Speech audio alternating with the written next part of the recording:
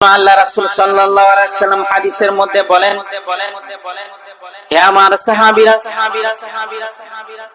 সবচেয়ে গরীব কোন ব্যক্তি তোমরা জানো না? সাহাবায়ে কেরাম বললেন, ইয়া রাসূলুল্লাহ, ইয়া হাবিবাল্লাহ, দুনিয়ার মধ্যে যার ধন সম্পদ নাই, যার টাকা পয়সা নাই, যে নিঃস্ব অসহায়, সেই তো গরীব। আল্লাহ রাসূল বলেন, না না, তারা গরীব নয়, সবচেয়ে গরীব হলো ওই ব্যক্তি যারা হাসরের ময়দানে কিয়ামতের মাঠে পাহাড় পরিমাণ নেকি নিয়ে আল্লাহর সামনে হাজির হবেন। পাহাড় পরিমাণ নেকি নিয়ে, পাহাড় পরিমাণ সওয়াব নিয়ে আল্লাহর দরবারে হাজির হবেন।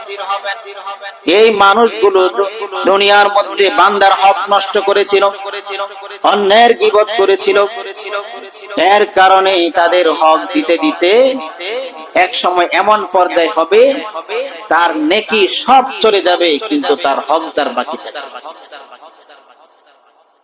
হকদার বাকি থাকবে।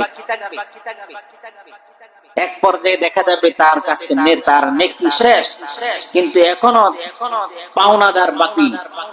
কি করবে? তখন তাদের গুনাহগুলো ওই ব্যক্তির গাড়ি চাপিয়ে দেওয়া হবে।